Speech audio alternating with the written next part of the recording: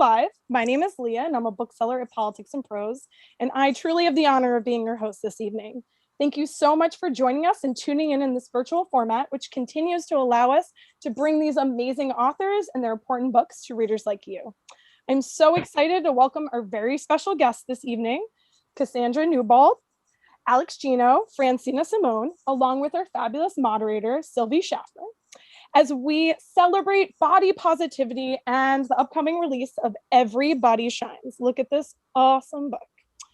You can click on the link that will drop in the chat to get your own copy or another one for a friend of this awesome book, and a few other things before we begin. Also, if you have a question for our guests this evening, you can click on the Q&A button at the bottom of your screen and add one there. At the end of our chat, our guests will have time to answer some of your questions, and you can also vote on those questions you really want answered by clicking the thumbs up button. As always, please remember that this is a creative, safe space, and we ask that friends be respectful of one another in their questions and comments. And again, thank you so much for joining us and supporting these amazing voices. Now, on to the event you're all waiting for. First, it is my honor to introduce author, creator, podcaster, and the editor and contributor of Everybody Shines, Cassandra Newbold. In addition to putting together this amazing collection, Cassandra is the creator and host of Fat Like Me podcast and community, where she chats with fellow authors, activists, and entertainers about life, the arts, and why we desperately need more body positivity in children's lit. As a writer of middle grade and young adult fiction, Cassandra creates these stories for kids of all sizes can see themselves featured as the main character and not just that funny fat friend. So thank you so much for making that a reality with this and this awesome collection, as well as your short story that you contributed, Shatter. And next, it's my pleasure to welcome author, activist, and lover of glitter, Alex Gino. Alex is the author of several middle grade novels, including Rick, You Don't Know Everything, Jilly B, and the Stonewall award-winning Melissa story, George. Alex's stories reflect beautiful diversity and the complexity of being alive, which especially is true in their story, Prom Queers, which is, oh, I loved it. Alex has also been an activist and advocate for the LGBTQIAP+ communities, having worked with several groups, including the NOLOSE, NOLOSE, a fat positive queer feminist organization supporting radical fat acceptance and culture. Next, I also have the honor to welcome storyteller, comic illustrator, and fabulous booktuber, Francina Simone. Author of several novels, including Guardians Trilogy and Smash It, one of my faves. Her work brings readers tales of girls throwing caution to the wind and allowing them to get love and know themselves in the process, and serving equal doses of laughs and truths.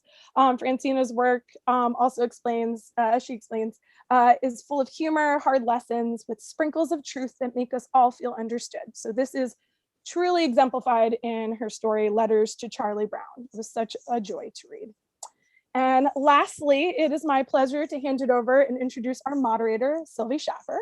A friend of PMP, Sylvie is a local librarian at Capitol Hill Day School here in Washington, D.C., and is active in several kidlit focused communities, including the ALSC, YALSA, YALSA, and Capital Choices. So now, without further ado, all those intros and these fabulous friends who are joining us, it is my honor to pass the virtual stage over to Sylvie and guests Cassandra, Alex, and Francina. Take it away. Awesome. Thank you so much for those introductions. We're going to jump right in. I'm going to go a little bit round robin. We're going to start off with Cassandra. I'd love to hear a little bit about just the editing process, because I've heard from friends that editing anthologies can just be banana pants. It's like wrangling kittens. So can you tell us a little bit about how the book just like came into being? Did you already have any of the authors lined up? Did you have people in mind that you were like, oh, I got to get this person, I got to get that person? Can you just tell us a little bit about how it all happened? Of course, yeah. So when I first came up with the idea, I had begun the baby stages of my podcast, Fat Like Me. And I had also finished a middle grade that was titled Fat Like Me as well. And there was a moment when I was researching stories that were published. Obviously, we've come a long way in getting fat stories on the shelves. However, when it comes to intersectionality, it's not quite there yet. And I really just started thinking about how a collection of stories that really feature different ways that people live in fat bodies, like how useful it could be and how much I would have loved to have that as a teen myself. And so I started reaching out to people that I was interested in, and putting out little feelers, because it's actually nerve-wracking to ask people, you know, first of all, do you identify as fat? Is that something that you feel comfortable proclaiming as well as writing about? It's very sensitive, right?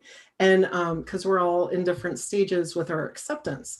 But also, I really wanted it to just be something that people wanted to do. So it was great, the amount of people who said, yes, I would love to be part of this.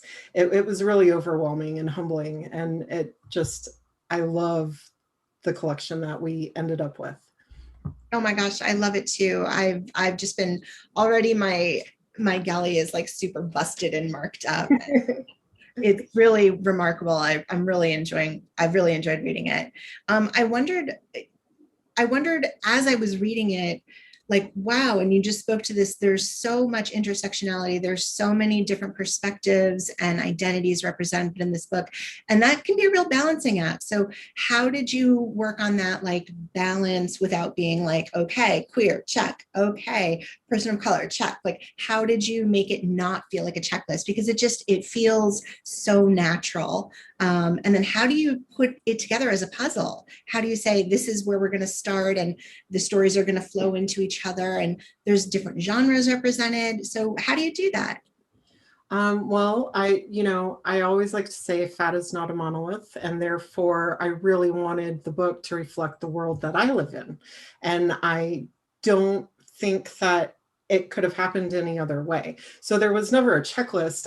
It was just, I wanted, you know what I mean? Like, I just really wanted to pull in real life, people who have had the experience that they could then write fictional stories that were very relatable to an entire group of people.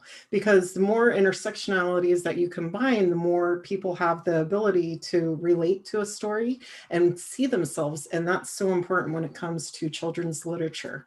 And so that was pretty much, like, my main intention with just making it as accessible as possible to as many people. And honestly, if I could have done more, added more stories and authors, I would have, but that's a lot to do in an anthology. So I'll look out for everybody keeps shining. So on that note, I wondered about, you were both a contributing writer, so you authored one of the stories and you're an editor. So how did that work? If you're the editor of the anthology, who edited your story? How did you say, I'm going to do this story for this collection?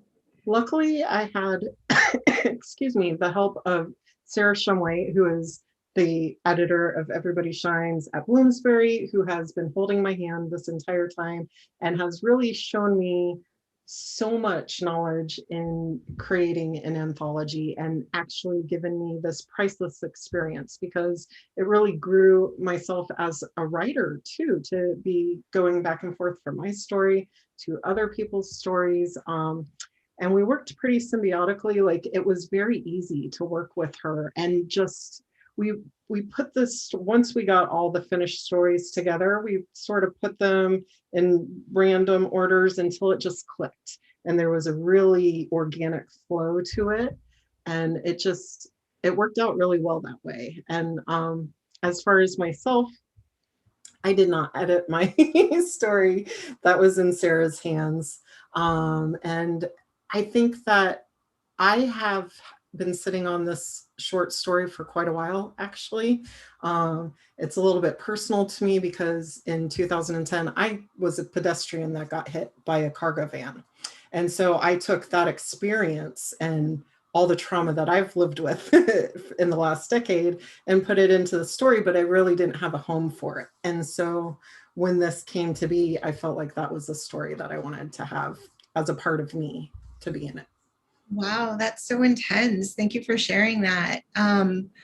do you want to tell us just a little bit about the story? Because now I'm sure everyone watching is like, what is this story about? Can you tell us a little bit about it? And then we'll go to Francina and Alex for the same. So you guys are on deck to tell us about your short story. It's about a girl. Yeah, it's about a girl who gets hit by a van. No, but I sort of wanted to give it a feeling of a Groundhog's Day type scenario where, because there's been many times in my life since then where I was like, what if I had died? What if, I mean, I have life-sustaining injuries, but what if it had been worse? And all of these different things. And so I really wanted her to see that you're never guaranteed tomorrow. So you have to live for today. And that's sort of the heart of my story. Like, take your chance now to enjoy your life, because who knows if you get it tomorrow. And I think that's the progression that my main character finds throughout. So yeah. Awesome. Thank you. Francina, can you tell us a little bit about your story in the collection? Yes. So mine is Letters to Charlie Brown. And actually, like Cass, I've had that story, and like I've had that story for a really long time. I just wrote it for fun one day randomly and kind of put it on the back burner because it was just this thing that I did. And I originally wrote something else, and I was gung-ho to write something else for this anthology, but that story came at me out of the middle of nowhere, and it like banged on my door until I was like, okay, I'm gonna try this one actually. Let me go back and look at this. And it's about a girl who, in order to escape a Spanish assignment in class, she starts to write letters to Charlie Brown, but she kind of uses these letters as a way to, dear diary, my life is hell. She kind of uses it a way to get a little bit of therapy, maybe not in the healthiest way, but she divulges like her true and honest opinions and feelings about what's going on in her life with love and school, and she's in the band and all the horrible things that happened to her, but really maybe she might be, a little dramatic. And the heart of that really is just like with Charlie Brown, even when you feel like the world's coming to an end, like though it didn't, like there's still another day. And so it's kind of this idea of pushing through. I don't want to say pushing through because it's almost dismissive of the trials and tribulations that you go through, but it's a story about how even when things are really hard or when things are just absolutely terrible, how there's still tomorrow and there's still an up, even though there are many different downs. And the only way to see that up is to get up the next day. So, yeah. Awesome. Thank you. Alex, can you share a little bit about your story in the collection? Sure. So my story is called Prom Queers, but I am firmly middle grade. So it is 8th grade prom. It's not, they're not in high school. But so I have, my main character is non-binary, and they have a best friend who's also non-binary, because I've decided that I'm not writing any more queers that don't have community within the book. And it's prom time. And when you go to prom, you dress up. And dressing up is something that is problematic often in trans communities, because you can kind of anyone, these days, anyone can get away with t-shirt and jeans. But the second you dress up, it suddenly gets really gendered. Yeah. And also the second you dress up, there's buttons and buckles and things that don't fit fat bodies. So, someone who's used to wearing leggings and t-shirts now has to both handle the gender aspect of dressing up and also the fat aspect of dressing up. And luckily they have queer mentors in their life, and they end up DIY fashion, do-it-yourself fashion is a big thing in both queer and fat communities. And that's what they end up doing. They end up making this beautiful rainbow tulle skirt that I'm rather jealous of, to be honest. Not a skirt. It's not a skirt, right? It's not a skirt. It's a petticoat, right? It's a petticoat. That's right, because a skirt is not acceptable, but a petticoat, well, that's something. Thank you for the correction, Sylvie. And so, yeah, it's because I wanted to write a story where it was about being fat. And so if you're going to have it be not just incidentally fat, but the plot being about being fat, but I wanted a character who loved their body. It's not necessarily the story that I had when I was 12, but I'm always going for the optimistic side of realistic. And I knew there would be, and there are a lot of stories and books in the story that validly deal with, oh, I don't feel good about my body. But what about when you do feel good about your body and you still don't have clothes for it? Yeah, been there, still there a lot of time. Thank you. I wonder if you guys, Francina, maybe you can kick us off. What did it feel like to be approached? We heard from Cassandra about like what it felt like to ask people, and what did it feel like on your end? It was a blast. So I was actually in Cassandra's podcast, and we were talking about Smash It, and my main character in Smash It, she's plus size. So like we're just going through all of the things of growing up, especially me being Black, having body dysmorphia, because I grew up in the early 2000s, late 90s, where that was my middle school to like high school days, where everyone was fat if you weren't super, super thin. And even if you were super thin, you were still fat. Like you still talked about your body like you were fat. And I was a Black girl with curves. And so I just looked at all my curves, and I absolutely did not know how to hide it. None of the clothing was right. So we were talking about all of this stuff. And at the end of it, she's like, so I'm doing an anthology. And I was like, count me in, please. I was so excited. So like for me, I think because I've already written a book about a girl who's plus size, and in a way that isn't, she deals with some things, but she also, like Alex was saying, in this book, the girl, she loves her body. She's just having a really hard time coming to terms with things. So for me, that was very therapeutic. And so when Cassandra asked me, I was like, I'm here for it, down for the ride. I have no qualms, please. Awesome. Awesome. Thank you. And Alex, what about you? How did you get tapped for this? Were you like all in? Did you have to be Yes, all in. I want to write the fat stories. I want to write the fat characters. And the main characters of my first 3 books have not been significantly fat in any way. Or the 4th one, actually the book that I just finished writing, I took this character and now there's an entire book using the same character. I hope that's okay. And it actually is a whole larger story of the 2 of them dealing with stuff in school and all. But I was delighted to specifically be in a thing that is about fatness and that was talked about in terms of fatness, because there is that line between, as we heard earlier, the word like body positivity is getting a lot of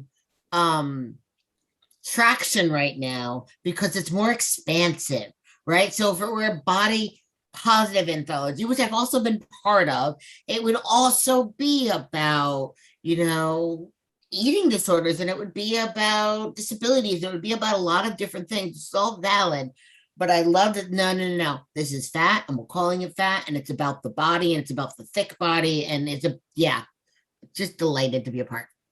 Awesome. Yeah, I'm delighted everyone's in it too. As we keep talking, I'm going to just shout out to our audience at home. If you have questions, you can start adding them into the Q&A because I want to make sure that we get to everybody's questions. I wonder if we could talk about the title a little bit. Cassandra, Alex, Francina, thoughts about the title? I love it. I love the title. I'm going to let you guys crack at that first though. Cassandra? Yeah, the title was a work in making. It was not what we started out with, but I think that eventually it landed where it was supposed to be. I love the little tagline that everybody's been saying about finding your shine. And I really do feel like the progression that is within each story does that so well. I don't think that every story starts out with everybody just being in the place that they want to be. And so it really, since we are a bunch of different genres, it really connects all the stories because each character does find their shine and they don't change themselves to fit the narrative. They change the narrative to fit them, which I love because that's what I think kids in general need more of, is that empowerment. And so I think the title works with that very well. Yeah, I think you're so right about what kids are going to take away from reading this. I wonder if you have any, and I'm going to ask Francina and Alex this too, so be thinking. I wonder, Cassandra, if you have any ideas about, like, what do you hope teen readers who are not the fat teen readers, what do you hope the straight size, thin, able-bodied teens who pick this up, what do you want their experience to be?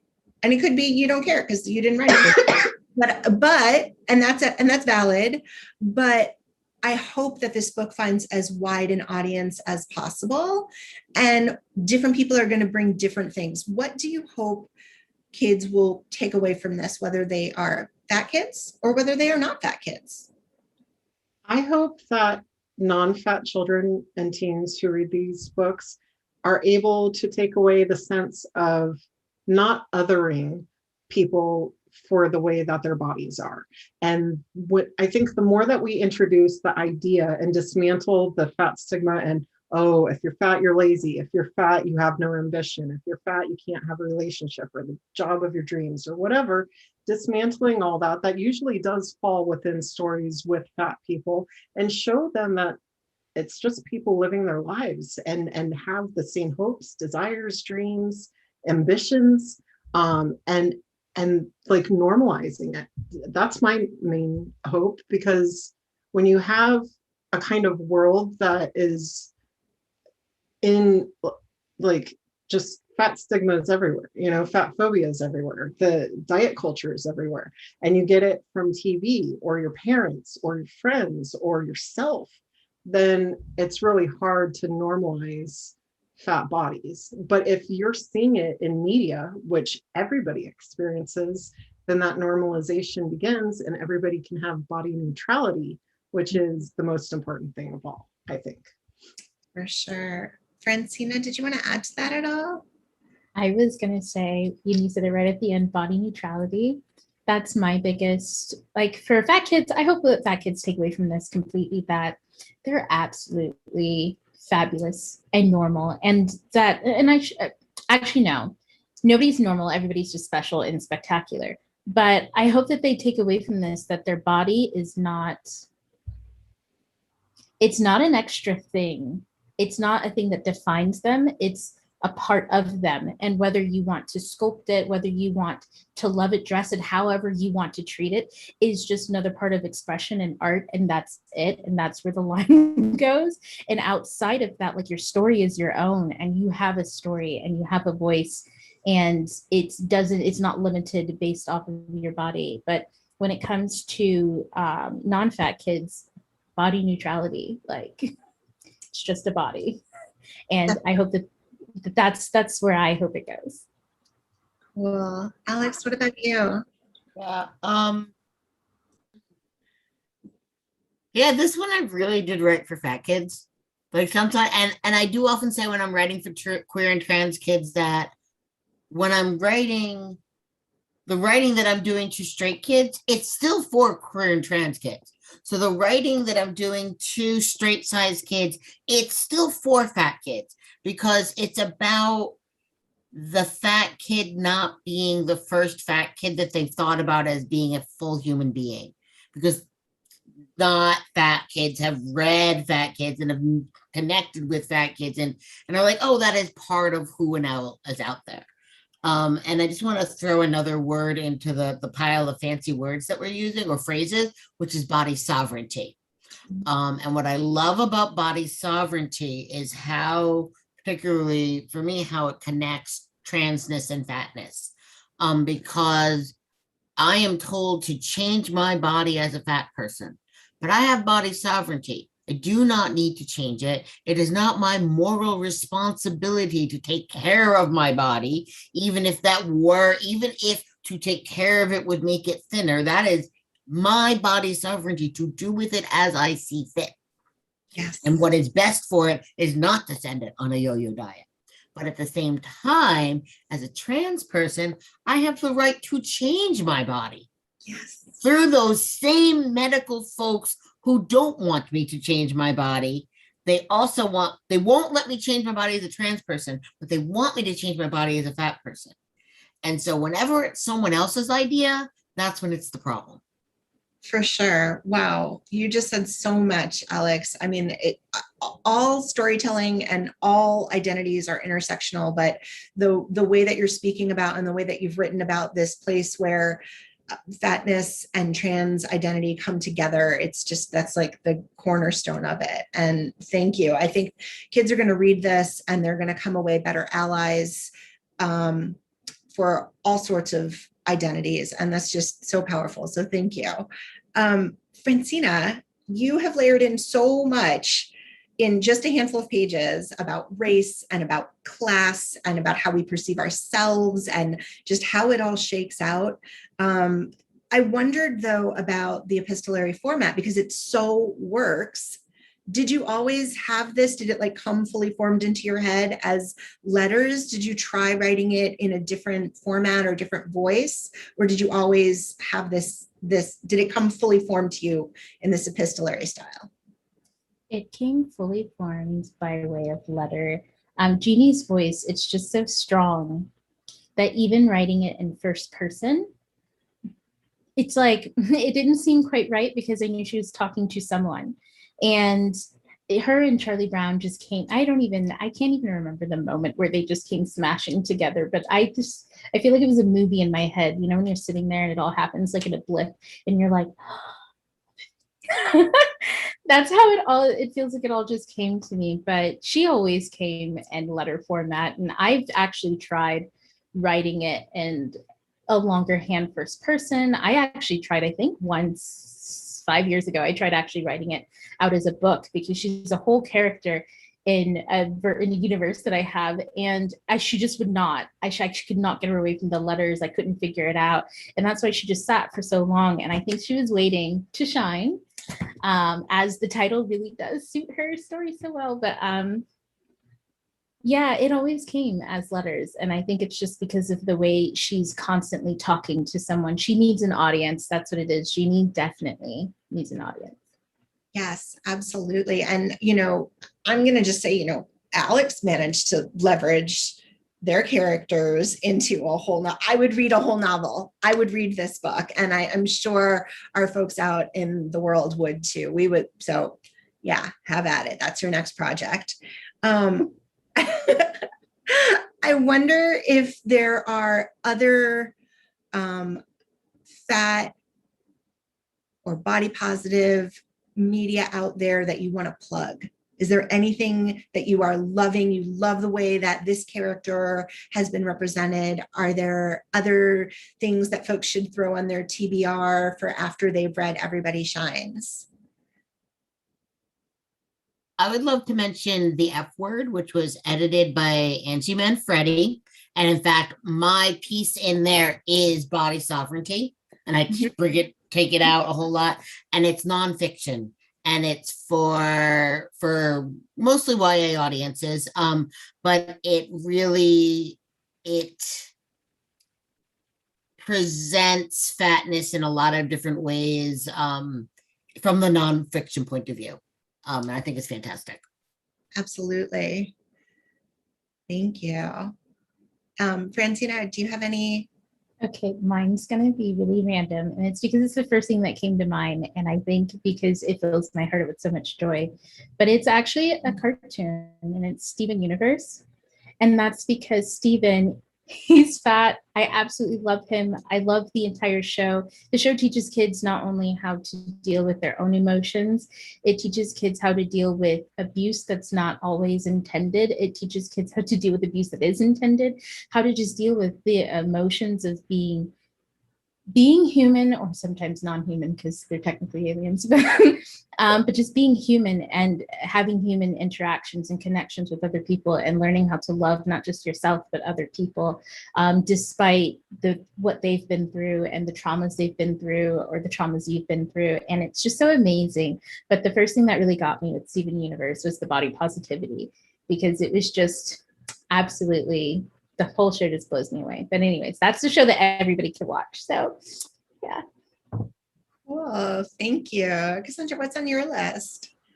Well, I am very excited to say that in the month of June, there's actually 6 books that feature fat protagonists coming out and releasing, which I don't know that we have ever had that happen in 1 month before. So that is amazing. Obviously, everybody shines, but also, and it's super awesome because a couple of the people in this list are part of Everybody Shines as well. Eat Your Heart Out by Kelly DeVos, which is a zombie story that I'm so excited for.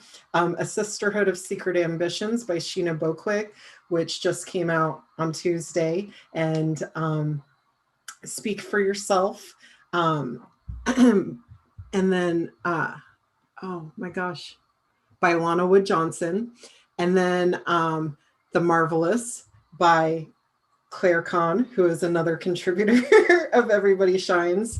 And then I want to say that there's one more, but I don't know the name of the author, but I believe the title is The Witch King. So that's pretty fantastic to have that many stories out there right now. Definitely. Or about to be out there. Yeah. Amazing. sure. I'd also love to mention that This Is Our Rainbow is coming out later this year, edited by Catherine Locke and someone else. But it is basically kind of the middle grade version of this book, and it's exciting. That is exciting. I feel like we've seen more young adult. I work in an elementary and middle school library. I recently read and loved Starfish. So great, middle grade, fat protagonist, loved it, loved it. Definitely wanted to plug that. I'm curious about this like anthology followed by a novel thing. So all of you have written longer works and you've all written shorter pieces too. How do you approach that as a writer? When you have characters living in your brain, Francina, you said you tried different ways with this. How do you know if something is a whole book, like Alex has taken Sam and TJ into a whole nother world? Or how do you know if it's a short story?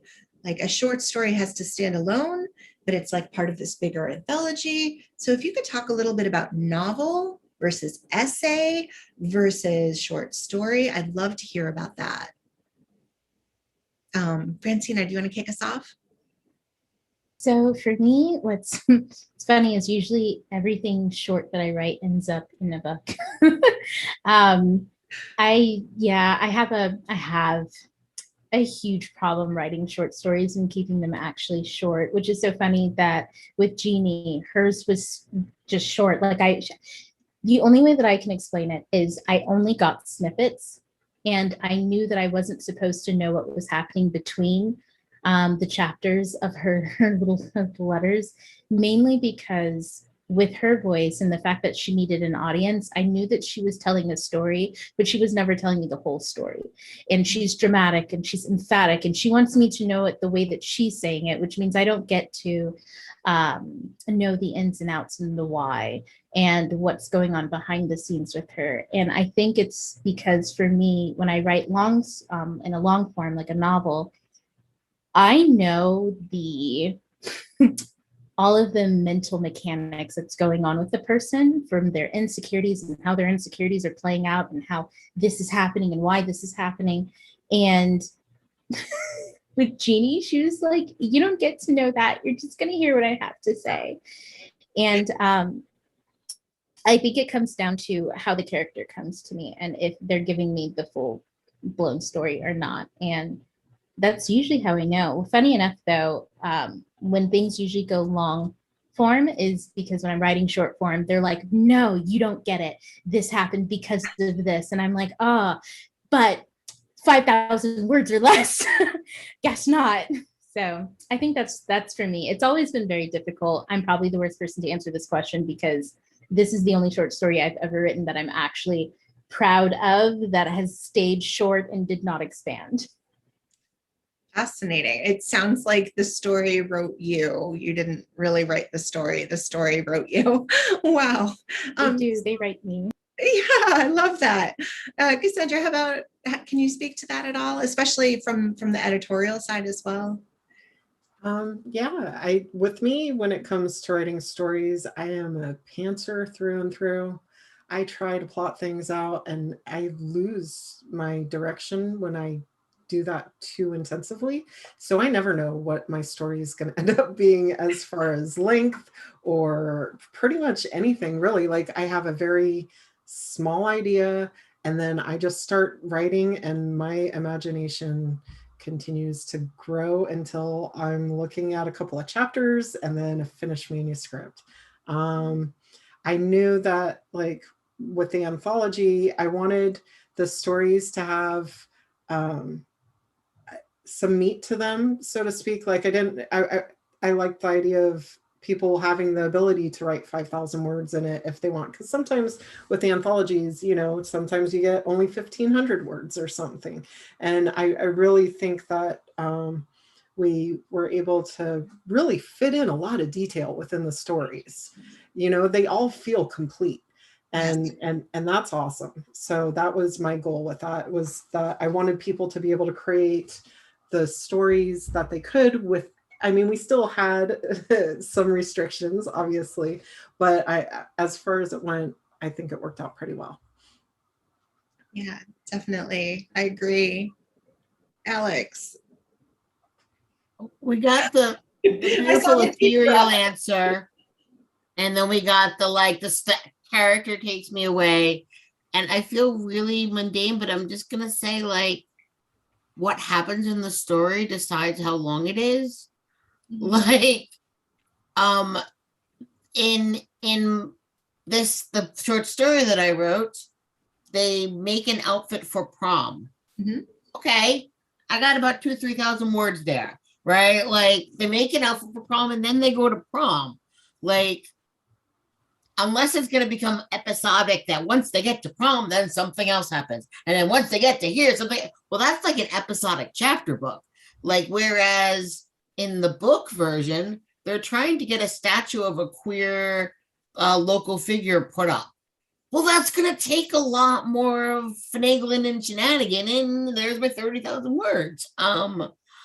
Yeah, I think I'm much more, I'm not a full-on plotter, but I know some key moments of the plot before I know the characters very well, which is very frustrating because my first draft is learning who my character is. And then by the time I'm done with the draft, I know who the character is. And I realize they wouldn't have done half of that stuff. And now I have to go back and rewrite for the right character. And then I take the plot out of whack and now the plot. So I'm a layer and layer. I do layers. And by the time it's done, it looks like a majestic forest with like different layers of shit. But that's all just because I took out bad stuff and left some remains behind. So you're saying you have to overwrite by a bunch so then you can pare back? Well, it's not even overwriting, it's overlaying. So it's never longer than 30,000 words, but they keep changing what they are. I'll be like, oh, well, that's junk, knock that out. And now I'm back down to 20,000. Now I got to fill some other stuff out that wasn't there, and it pops back up. And that part means that I have to get rid of that part because that part's not good anymore. And I take that part and put that over here. And then and it's like, by the time it's done, it is either a mess or it's like the evolution of a valley. And you know how you see all those striations and it's because things got eroded away. That's how I write. Wow. Okay. What was the phrase you just used? Finagling and shenaniganing? Is that what you said? I'll take it. Well, you weren't talking about writing. You were talking about the outfit that your characters put together, but I feel like it works here too. I wonder, each of you have so many projects going, right? Like you've got the podcast, you've got the booktube, you've got author events, you're speaking different places. So how do you figure out what you're going to say yes to? Because I'm sure you just want to do it all, or maybe you don't, but how do you figure out what either project you're going to take on next, what speaking engagement, how are you going to fit in that podcast taping? Francina, you're also writing comics, is this right? There's like a lot of pieces. How do you juggle it? What does your day look like, or your week? Do you mark out like, okay, I'm going to work on the podcast here and I'm going to work on this book here? Like, what does that look like? What does your sort of time as an author look like? All the pieces of it. Let's start with Cassandra again. Well, for me, there's a couple obstacles that I have to work around. I have 3 children. So luckily, 2 of them are 18 and 21. So they're not as much in my sphere of being able to work, but sometimes they are. And then also my disabilities put me at a time where my mind might want to do something, but my body's like, screw you. So I have to balance that. And so when I find myself with the ability to do something, I just do it until I can't. And luckily for me, the things that I've really wanted with my heart, I've been able to make work. And honestly, since all of this has happened, it's actually been more accessible. Is all this like COVID being at home? Yeah. That's what, Yeah. okay. And really equalizing the ability for people to participate through things like virtual Zoom events. So that is actually very helpful. I do the podcast from my house, and I try to base the timing of those sessions on the days that I feel good. People have been very awesome if I've had to reschedule. And then, sometimes I'm in the mood for writing at 4 a.m. and sometimes I won't write for a week and a half. It just all depends. But yeah, I just sort of go with the flow with that. Seems to be working. Yeah. What about you, Francina? Take us through your sort of author life. My life's just a mess. Well, I have 2 small kids, one 8 and the other who just turned 4. And I'm homeschooling the 8-year-old because, life. And for me, I think what it boils down to is, especially because of last year, I really told myself that my biggest goal was going to be to stay present and wake up every morning, have nothing on my calendar, and just see what happens.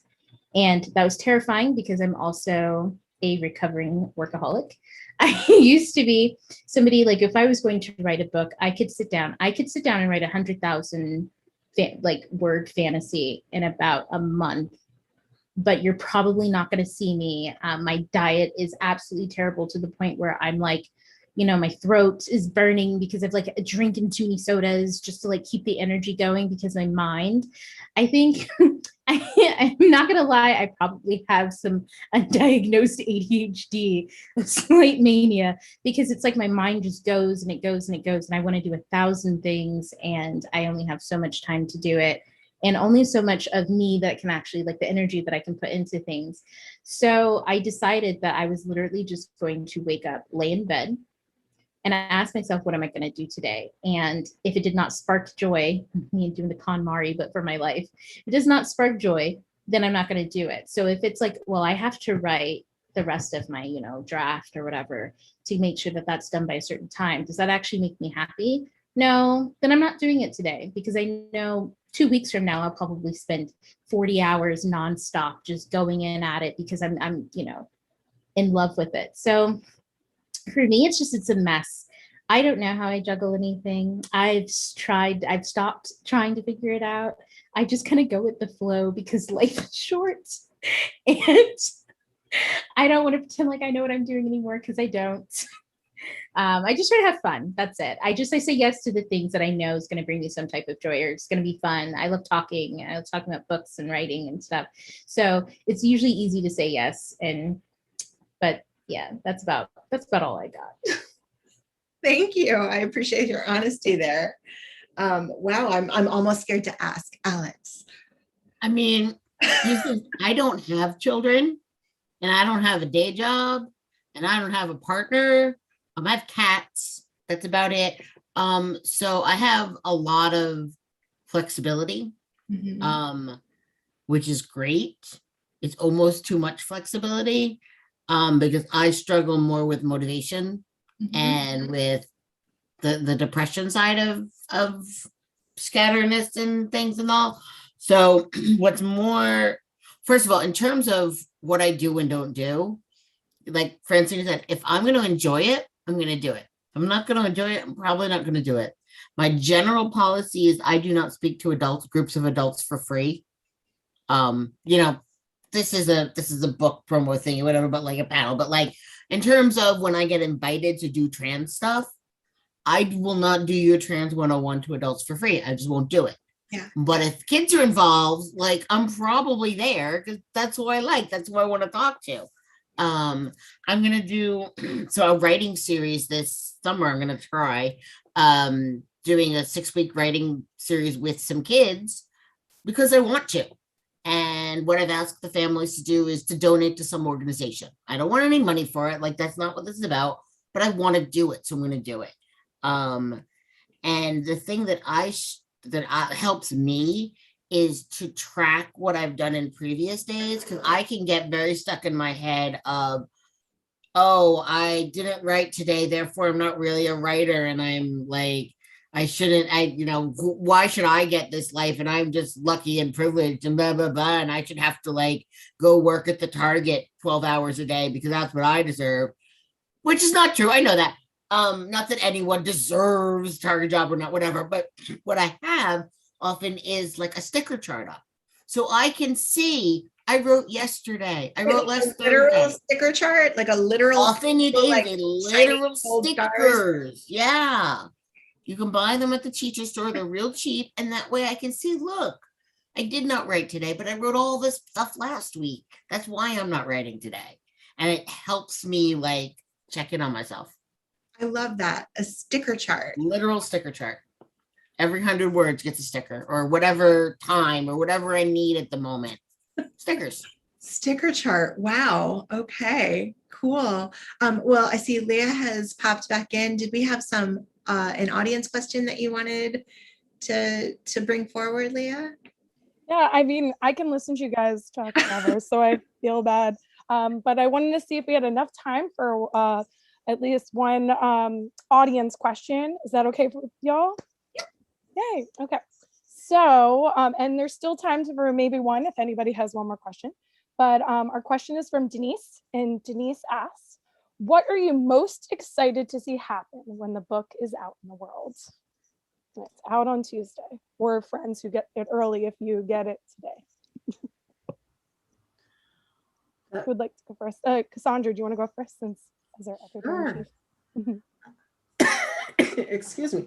I would like to see most happen that a teenager picks it up and finds stories that they've never found on the shelves before, and it makes them feel good inside, and that it makes them feel like they can conquer the world if they want to, but they don't have to, but to like enjoy life today.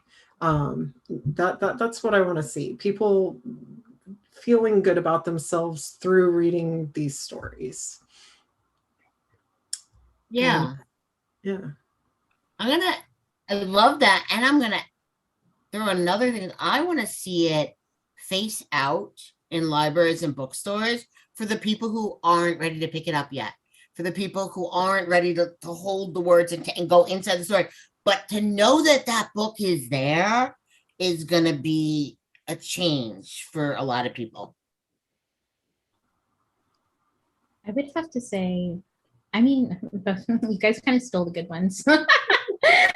I think mostly for me, I'm excited to see the Instagram photo of a teen, a kid, an adult, whoever needs it, just taking a photo with the book and just knowing that it meant something to them. Because I don't know, whenever people share stuff on Instagram, like the photos of the books that mean something, I always get a bit like, plus, it also inspires me to figure out what they're reading. But just that, because at the end of the day, there's so many great stories in here, and I'm just excited for the people who are going to relate to it. That's about it for me. Sophia, gonna face answer out. this too. Is that okay? I'm going to answer this too. So I have Please. two answers. I have the librarian answer, which is I am excited anytime there's a great anthology that someone who is going to pick up the anthology because they recognize one or two names is going to be introduced to a whole slew of amazing other contributors. So that's my like librarian answer. My like fat babe answer is I want somebody to read this book and then actually call themselves fat for the first time publicly. Because it is so empowering and it took me so long to do that. And like Alex mentioned and Angie Manfredi earlier in this conversation, and she had tweeted a couple weeks ago, you know, if you're in the young adult community, if you're in the kidlit community and you are fat, it's okay to say, I'm fat. You should own that. I'm paraphrasing. And so I replied to the tweet, hi, I'm fat. And I'm just publicly announcing that in case it leads to opportunities. And you guys, here I am with you tonight. So I hope that someone else just feels that encouragement, that permission to say I'm fat, because it's not a bad thing. It's just a descriptor. That's all it is. Sometimes it gets you gigs. That's Sometimes awesome. it can be gigs. And you're getting, just want to just say that you're getting so many great comments in our questions too. Just so many great shout outs of friends that are so excited that haven't a chance to read it yet because it'll be out soon. But for instance, Chris says, so excited for our book. Congrats, everyone. Shout out for Chris. As well as we have another one saying that they just wanted to say that I loved all of your stories, Alex. So excited to hear that your story is turning into a book. And to say that I'm also one of those people that I got to see myself as well as hear everybody else's story and feel more comfortable about saying that I'm fat as well. So I get a little verklempt listening, and I thank you guys all so much. So I'm gonna just, we have to start wrapping up soon, but I'm so thankful to have all of you here. And sadly, we don't have enough time for any more questions. But many thanks to our panelists, Cassandra, Alex, Francina, for joining us this evening and sharing your words and insights. And special thanks to Sylvie for leading. This is such a great discussion, an important one. And thank you so much, viewers, for joining us and listening and hopefully reading this great book. So don't forget, you can still click on the link that we'll put in the chat box to get your own copies and get gifts for others of this amazing collection, Everybody Shines. Also, check out these authors' amazing other works as well. And to find out about other events, you can check out our website for updated listings. You can follow our children and teen department on social media, as well as check out all of our panelists' fabulous social media as well. You can also check out past events and watch this one again on our YouTube page. So thanks again, everyone. I hope you can keep reading widely, expand your world, and exploring new ones and sharing your stories, and be proud taking up space. And I hope you all stay